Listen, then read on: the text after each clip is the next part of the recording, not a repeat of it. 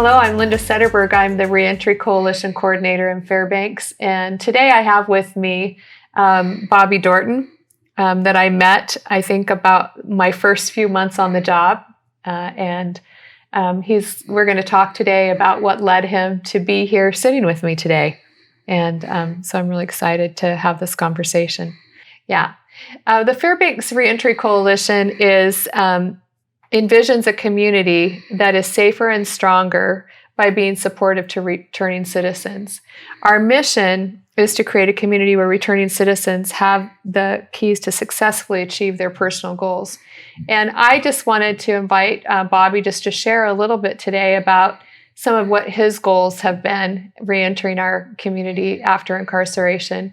So he's going to just tell us, would you tell us, Bobby, just a little bit about what led you to become incarcerated and what it was like coming back to Fairbanks? Yes. I'll share with you on that. What led me to be incarcerated was, before I became, I want to say, educated a little bit on what brought me to my incarceration, or what I think one of the things that really led me to incarceration was the childhood trauma that I was going through as a child. I wanted to escape those feelings of not being accepted or a part of, and by having drugs in my life, it gave me that feeling of acceptance and of being wanted in other people's lives. So I ultimately end up becoming a drug dealer, a drug user, and once that became my everyday life, I ended up getting busted. If you do it long enough, you'll end up getting busted, and I ended up getting busted and going to prison, and I'm still dealing with the courts. And I'll be dealing with the courts for some time. Yeah. But you've been home now I have been home since July of 2018, and I came back on supervised community custody, supervised custody, and I met Linda in August of 2018, and I was a reentrant that was doing the Reentry Coalition reentry program. Yeah, the case management program. And how I met Reentry and Linda and Marcia is that I went over to another organization for services, and that didn't work out too well for me. I was told to come back in 4 days, and I needed help now. I had an anxiety attack from getting out of prison and being in Fred Meyer's with all the noises that's going on in Fred Meyer's. I was not taking to freedom so well.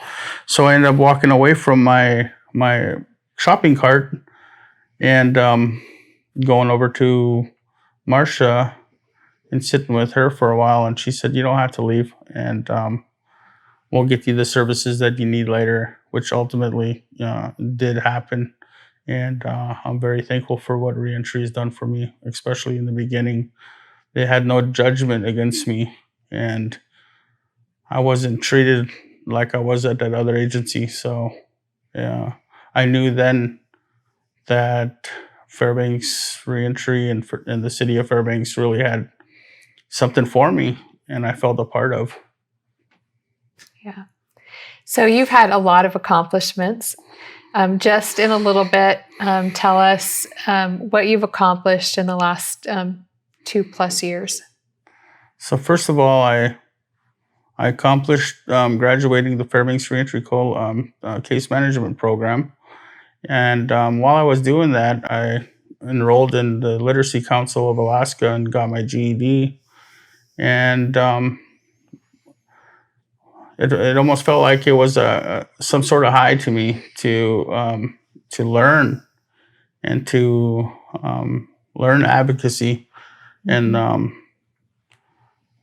take up trainings when they come along, read books. I never really was much of a person that was involved in education, but I took advantage of all those things because I wanted to become somebody that knew what he was talking about, not just somebody that make it up as you go, So I ended up wanting to be a substance abuse counselor and went to RADAC training, and happened to be the Reentry Recidivism Conference going on in Anchorage at the same time. So I signed up for that, went to that, and I did the RADAC, which stands for Rural Alcohol Drug Abuse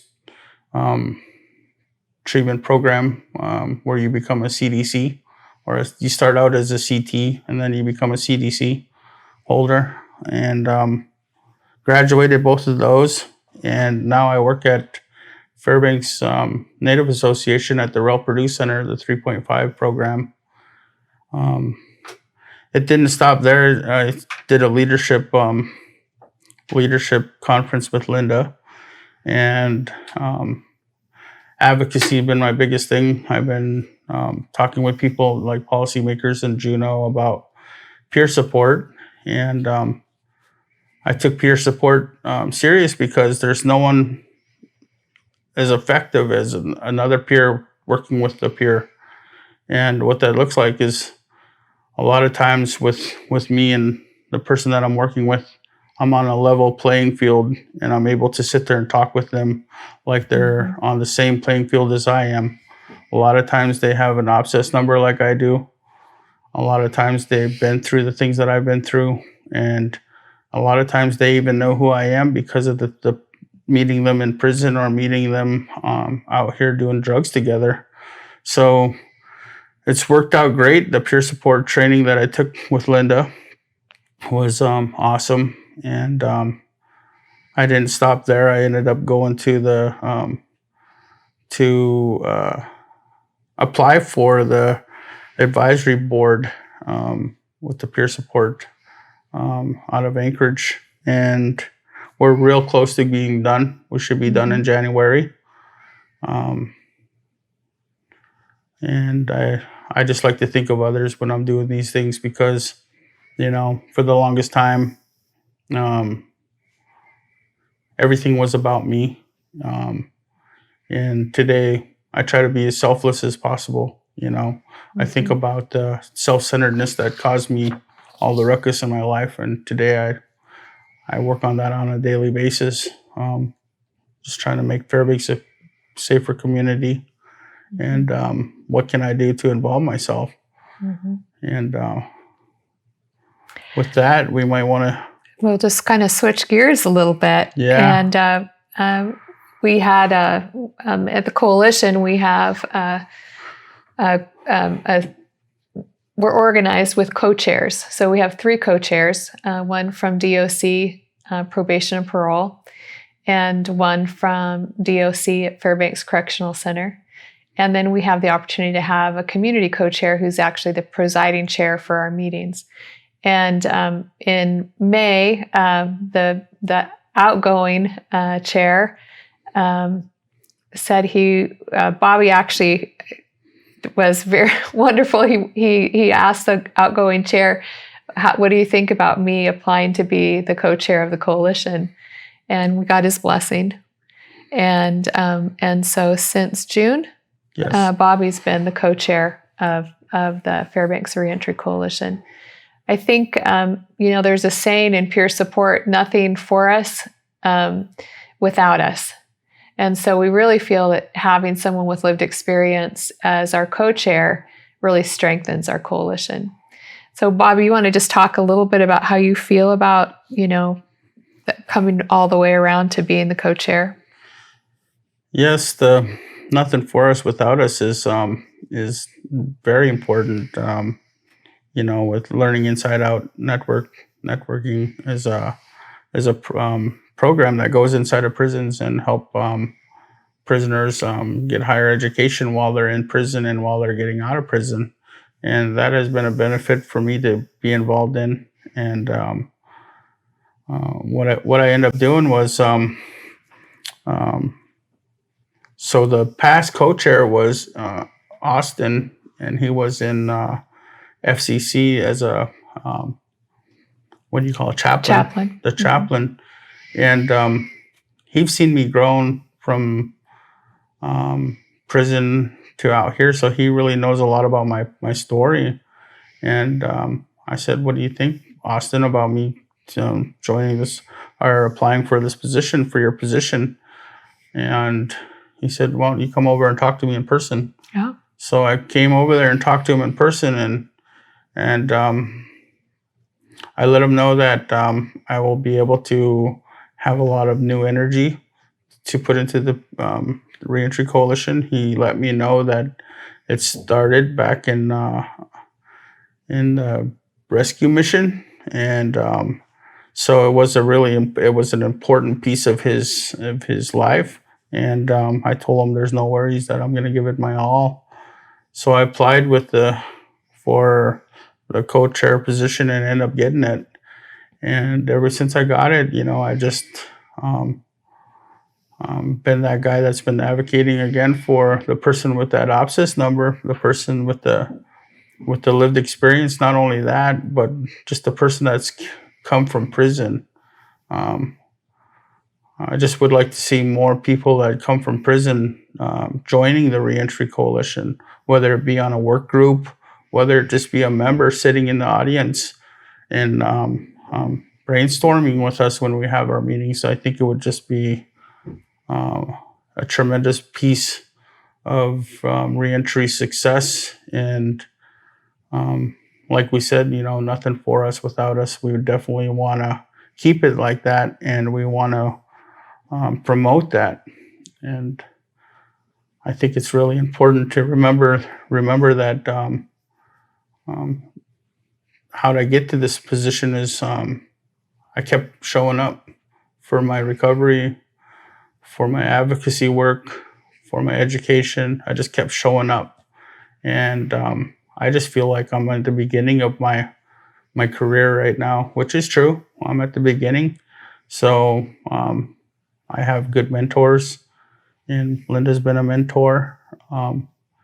I've actually been reaching out to other people to help me with mentoring, and you could really make something nice out of something brand new. And that's what I plan on doing is learning to be most effective, and how I could reach the most reentrants and help them have trust.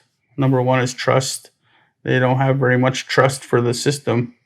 And when you go to get these services that they're hearing about in jail, they're thinking that they're getting set up. So when they see me there, or they see my name involved in this, they know that they're not going to get set up, because they know that I came from the same walk of life they did.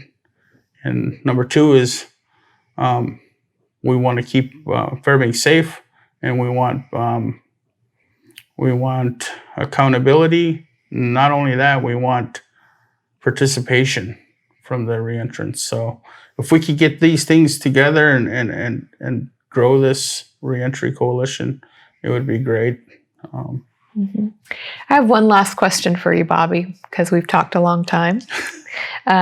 What are the values? The values of the Reentry Coalition are compassion, respect, commitment, inclusive, non-judgmental.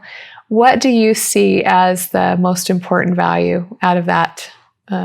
They're all important. They all, okay. But, is there something that's most important to you? The most important thing to me is that never to be complacent. I know that's not on there, but that wasn't on there.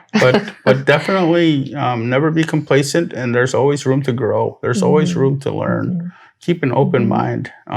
That's really that's been the little thing that pushes me forward every day in everyday life. And that kind of is a good description of commitment, don't you think? Yeah, pretty much. Yeah. I think the number one thing, though, before we end this, is I got to tell you this, that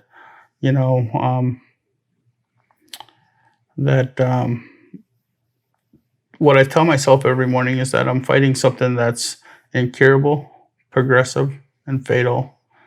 And if I don't continue to look at it this way, then I'll probably be back to using at any time. So I always remember that it's incurable. I'll always have this disease.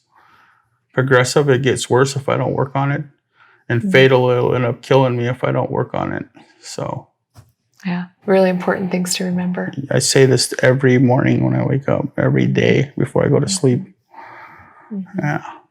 Yeah. Well, I just want to thank Bobby Dorton for coming to speak with us.